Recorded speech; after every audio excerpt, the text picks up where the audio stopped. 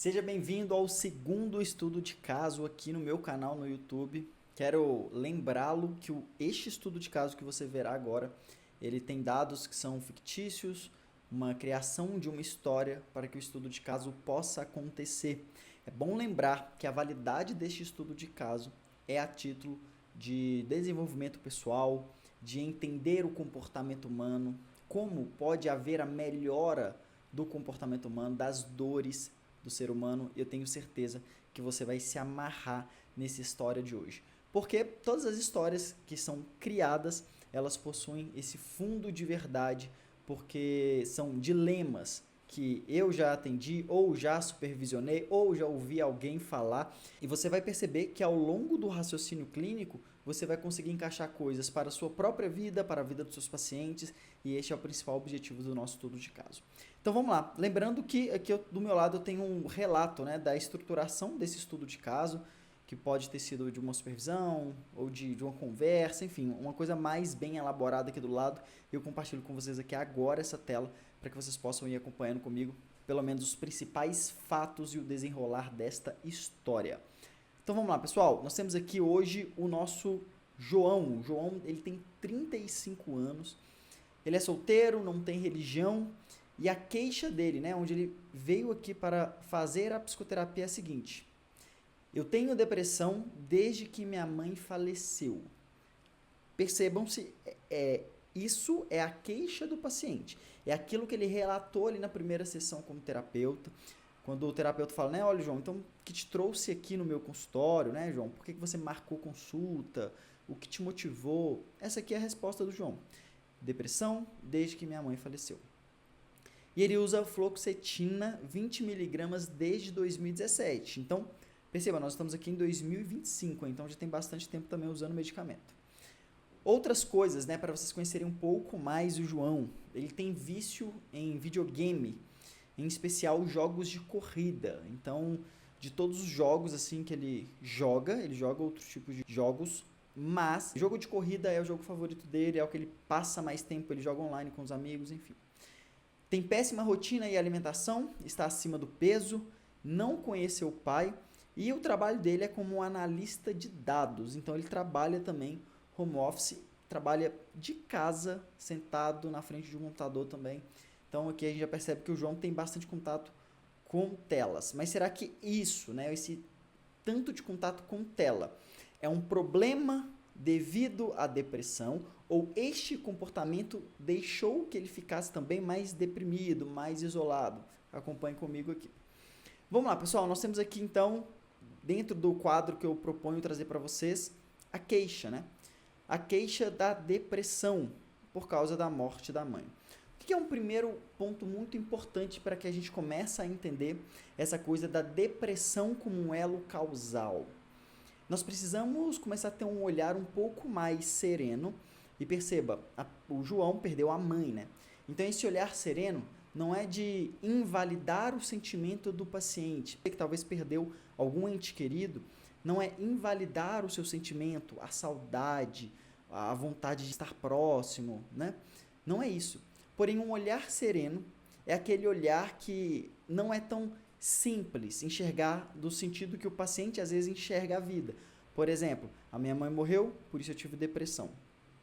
E a depressão, no caso clínico que nós vamos tratar aqui, nós temos aqui pelo menos duas causas que podem causar uma espécie de depressão, né?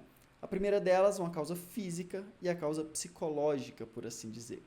A causa física que pode causar uma depressão é exatamente como está a vida do nosso paciente.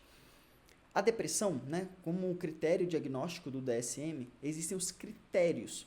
Esses critérios, quando nós vamos avaliar, você pode perceber que às vezes o paciente que queixa de depressão ou ele que tem um diagnóstico de depressão, não necessariamente ele tem depressão, porque você pode recorrer, por exemplo, ao DSM para que você tenha um critério melhor de avaliação clínica, que é muito importante, mas nem sempre o que o nosso paciente está narrando, ou até mesmo o que a gente está narrando, se concretiza no real, ou seja, não é algo real. E mesmo diante de um fator que pode ser traumático, né? essa morte da mãe e tudo mais, nós vamos fazer essa investigação desse elo com a mãe, principalmente dentro do aspecto psicológico, e eu vou mostrar a vocês. Mas vamos lá, olha, percebam aqui, olha, falta de rotina, né? Ele dorme tarde e não tem hora para acordar. Péssima alimentação, como eu disse lá em cima para vocês, ele está acima do peso. E ele tem baixa autoestima. Não tem amigos presenciais e ele terminou um namoro em 2016. Então perceba aqui, pessoal, todos esses fatores que eu vou colocando em negrito para que vocês acompanhem de forma mais coesa, tenham um raciocínio, né, pelo menos a partir daquilo que eu estou enxergando, eu quero que vocês prestem bastante atenção. O término do namoro dele foi em 2016, né? A mãe dele faleceu em 2017. São dois eventos que, a depender do modo como a pessoa se relaciona, né, com a morte, com a vida, com a mãe, com a religião, por exemplo, ele é uma pessoa que não tem religião, como ele se relacionava com essa ex-namorada, eu coloquei o nome dela ali embaixo para vocês vão entender a importância, por que eu estou colocando isso em negrito. Podem ter sido eventos traumáticos. E por que eu falo podem ter sido? Porque cada um reage de uma forma diferente. Isso aqui é um ponto muito importante em psicoterapia. Diversas vezes, alguns pacientes já me relataram: Pablo, aconteceu isso na minha vida. São as coisas assim, mais pesadas que eu já ouvi. Mas elas vão comigo: ah, mas está tudo bem. O problema real da minha vida hoje, Pablo, não é isso que aconteceu. É o que está acontecendo. É o meu problema no trabalho.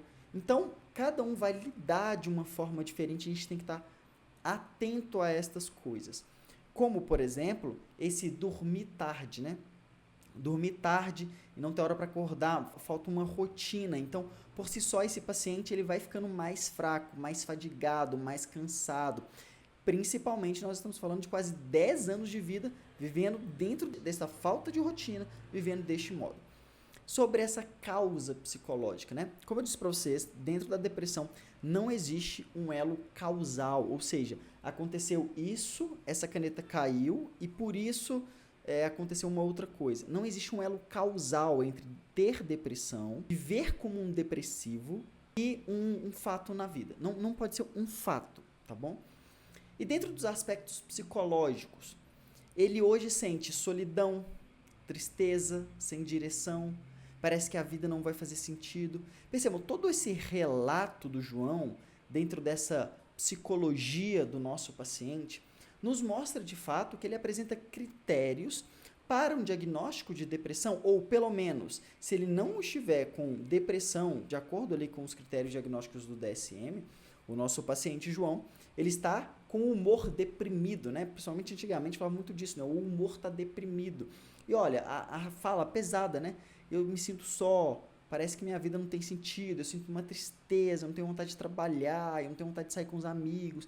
Então tem todo esse eixo que ele vai narrando a vida dele, que ele vai colocando mais elementos desta depressão, mais elementos dessa tristeza, e que na cabeça do paciente o principal motivo é a morte da mãe em 2017. E esse é um paciente que nós vemos aqui a atividade com ele, História de Vida. Se você não conhece essa atividade História de Vida, ao meu ver, é uma das principais atividades terapêuticas. E quem é membro da comunidade brasileira de psicoterapia ou quem comprou meu curso de estruturação do processo terapêutico tem acesso a essa atividade. Eu vou deixar aqui o link do curso, o primeiro link é o link do curso das bases do processo terapêutico, a estruturação do processo terapêutico, para que você consiga estruturar o seu processo terapêutico com início, meio e fim. E dentro lá dessas etapas do processo terapêutico, você vai ter acesso à história de vida. Então, dentro dessa atividade História de Vida, que eu julgo ser fundamental, o João, ele começou a relembrar, a ter uma memória mais firme, mais fiel, porque ele foi posto em uma atividade terapêutica que proporcionou a ele uma melhor autorreflexão sobre a vida. E ele disse que sente solidão desde 2016. Então, olha que interessante. O nosso paciente, que chegou no consultório com uma queixa super plausível, cara, minha mãe morreu, tô me sentindo muito triste, muito angustiado, uma solidão, tô isolado, tô com um diagnóstico de depressão. Na verdade, a solidão dele começou, a partir do relato dele, em 2016, ou seja, um ano antes do falecimento da mãe, com término com a que era namorada, né? Então a ex-namorada dele, a Ana. E o porquê que isso aqui é muito importante? Eu não disse para vocês que a depressão não existe um elo causal, ou seja, não é uma coisa que é igual à depressão. Olha, eu perdi o meu pai, eu fui demitido. Porque as pessoas pensam assim. Olhem para mim aqui, pessoal. A depressão não tem nenhum elo causal neste aspecto. E percebam uma coisa. Em um dos atendimentos que eu já fiz, foi muito interessante. Certa vez eu atendi um marceneiro, quero até depois falar um pouco melhor sobre esse vídeo.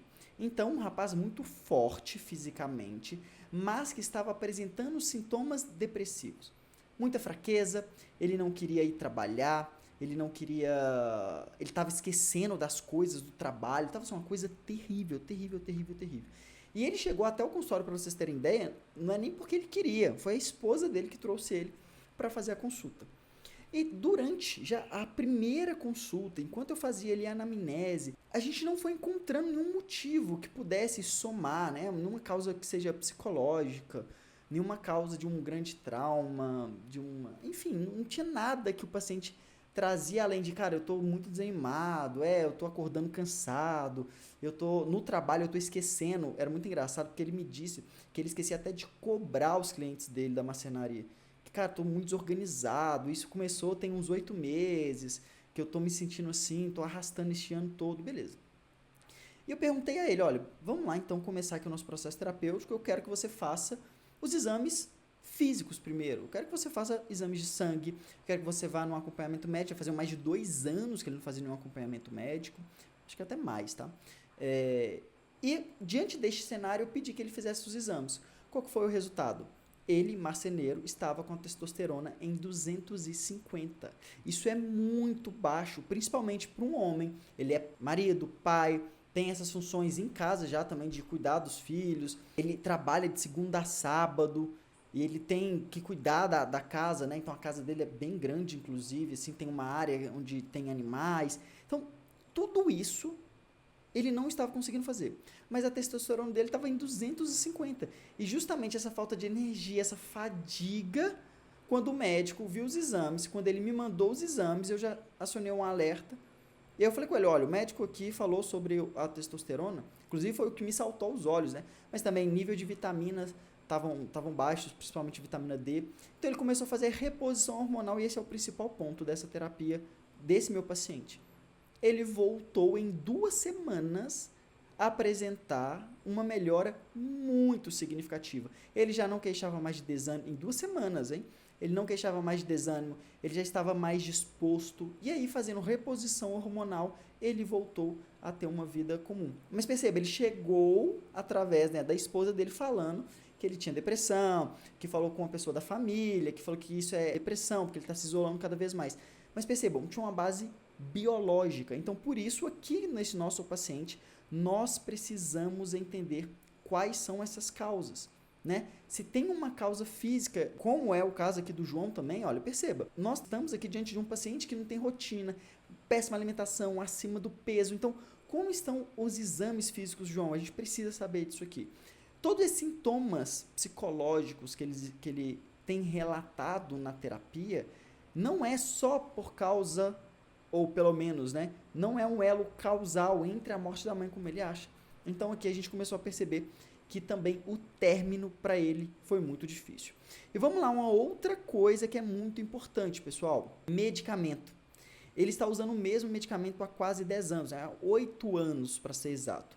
Um paciente que está usando um medicamento há 8 anos e não apresenta uma melhora significativa, nós, enquanto terapeutas, psicólogos, né, às vezes um psiquiatra que vai fazer uma consulta com o paciente, e o psiquiatra talvez ele vai estar mais atento a essa questão do medicamento, a questão do tempo, porque às vezes a gente ouve uma pessoa falando, eu tomo remédio há tanto tempo, e a gente, tá bom, tá tomando remédio. Mas perceba, ele está tomando um medicamento e o medicamento não está melhorando. Pode ser um erro do medicamento, pode ser um erro da dosagem, ou pode ser que de fato ele não precise, ou pelo menos não deveria estar tomando este medicamento. Então, o medicamento precisa ser reavaliado. Isso é muito comum acontecer no consultório. Pacientes que estão tomando o mesmo remédio desde quando tinha 17 anos de idade, tomava Ritalina para fazer prova, Venvance para fazer prova, e hoje está na faculdade, continua tomando os mesmos medicamentos, sai da faculdade, entra no trabalho, e no trabalho continua tomando o mesmo medicamento, porque criou-se dentro dessa pessoa, né, no interior, na psique dessa pessoa, que o medicamento é quem ajuda ela, né, vira uma dependência do medicamento. Então, neste caso aqui, é preciso que também haja uma reavaliação do medicamento. E sobre o tratamento, né, o que a gente pode começar a perceber dentro dessa psique aqui do nosso paciente. Lembrando que eu supervisionei um caso muito parecido com esse, a supervisão 14, lá dentro da comunidade, então é o segundo link aqui nas descrições, a Comunidade Brasileira de Psicoterapia, onde eu forneço supervisão clínica, o que vocês estão vendo aqui em 20 minutos, em 15 minutos, eu faço lá durante 2 horas e meia, explicando ponto por ponto, abrindo critérios diagnósticos, verificando se tem de fato alguma patologia, como deve ser aqui a postura do terapeuta. Então, uma supervisão clínica completa para você que deseja também melhorar e ter mais segurança nos seus atendimentos. O segundo link na descrição. Nós temos aqui 2 pontos fundamentais que eu vou abrir aqui mais abas, né, mais ramificações, como eu disse no outro vídeo para vocês, sobre o tratamento com o nosso paciente. O primeiro é que nós estamos vendo aqui que ele tem uma dificuldade em lidar com o rompimento de ciclos, né? Percebam, por mais que seja a mãe dele, a morte rompe um ciclo, o ciclo da vida terrena, o ciclo da relação de mãe e filho, o término do relacionamento, rompe essa relação entre, na época, namorados. Então, o nosso paciente ele vai apresentando esse critério e dentro dessa atividade história de vida, nem sempre foi assim. Então, ele conseguia mudar de escola, ele não sofria tanto. O nosso paciente, ele conseguia mudar de casa e não sofria, então ele conseguia fechar ciclos. Mas dentro deste episódio do término do relacionamento, ele relata que ele sentiu uma impotência. Então, olha aqui que interessante. Foi a primeira vez que o nosso paciente relatou sentir uma impotência. E sempre, deixa eu arredar isso. E sempre quando nós estamos diante de uma impotência, não sei se vocês já passaram por isso, com certeza em algum momento da vida você vai passar por esse sentimento de impotência, causa uma angústia muito grande, porque a impotência revela o quão fracos somos diante desta realidade, que é uma realidade que é posta, uma realidade que é dada. Isso que é muito importante para o tratamento do nosso paciente. O sofrimento do nosso paciente, ele está intimamente ligado com realidades que são dadas. Tem pessoas que podem sofrer, por exemplo, por realidades que são criadas. Ou seja, o paciente ele vai falar, Pablo, eu estou com medo de apresentar o trabalho, porque as pessoas podem rir de mim, podem jogar tomate na minha cara, antigamente isso nos desenhos, né? Jogava ali um tomate na cara de quem estava falando como atitude de reprovação. Podem filmar e postar nas redes sociais, podem fazer tanta coisa, olha, mas esse universo todo está sendo criado. A realidade não foi posto isso. Pode ser, no máximo, uma possibilidade, que pode ser considerada, não tem problema. Só que uma possibilidade de gerar um sofrimento, isso é um adoecimento psíquico. Uma possibilidade não pode gerar um adoecimento psíquico. Ela pode gerar, sim, um motivo de reflexão, de pensar qual melhor ação tomar, de se preparar melhor, tudo bem. Agora, se tornar sofrimento, uma possibilidade não pode se tornar um sofrimento nunca, senão vai atrapalhar muito sua vida. E aí perceba o seguinte, como ele experimentou essa impotência diante do relacionamento, que ele queria continuar, mas a Ana não queria continuar, ele começou a ter um problema que é muito grave, principalmente, e aqui eu vou falar principalmente, e talvez vocês vão ficar estarrecidos em homens que começam a se fechar, que começam a se isolar, que é a autoestima. O problema de autoestima, né, um dos critérios para a autoestima, quando a pessoa, né, tem a baixa autoestima, é exatamente o isolamento. Seja em qual fase for da vida. E o porquê que eu estou falando isso? Porque o terceiro link aqui dessa descrição é uma masterclass, onde eu dei uma aula sobre o que é a verdadeira autoestima. E você pode acessar agora para você assistir essa aula e entender quais são as fases da autoestima, né? Lá eu pego as 3 principais escolas que falam de autoestima dentro da psicologia, as abordagens da psicologia. Falo das etapas da vida, infância, adolescência, fase adulto e velhice, quais são os aspectos, os critérios aqui que indicam que uma pessoa está com baixa autoestima e como que você pode resolver também esse problema, para além daquela questão de se vestir melhor, ir para academia, fazer uma boa dieta. Isso é importante, mas isso não vai melhorar a sua autoestima em si. A autoestima é algo muito mais profundo. E é isso que esse paciente precisa começar a trabalhar, porque essa baixa autoestima está levando com que ele comece a se isolar cada vez mais. Então perceba, todo esse critério que o nosso paciente tem sentido, solidão, tristeza, sem direção, é uma soma de fatores, não é apenas uma coisa, como eu já disse, que o leva a estar cada vez mais isolado. E aí, o que acontece com a morte da mãe? O paciente, ele não relata um sentimento de culpa, inclusive eu vou ter um estudo de caso, onde eu vou relatar uma mulher que tem sentimento de culpa porque perdeu o irmão e a mãe. Então, muito importante, acompanhe aqui as próximas publicações. Então, a morte da mãe, para ele, se tornou um sentimento, né? Veio aquele sentimento novamente de impotência. Por quê? Porque a mãe dele ele não pôde fazer nada para salvá-la. Apesar de não ter culpa, né, de não sentir também culpa, o nosso paciente ele começa a perceber que o mundo externo, ou seja, a realidade, é difícil. O que não é novidade para ninguém.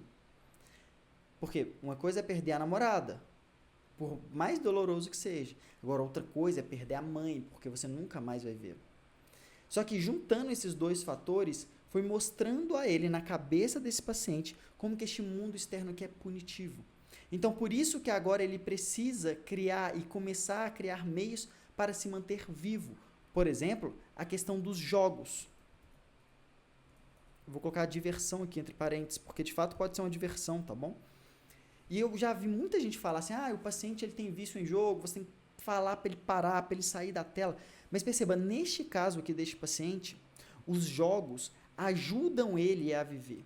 Ajudam ele, ainda que de forma lúdica, a conquistar coisas, a conquistar prêmios.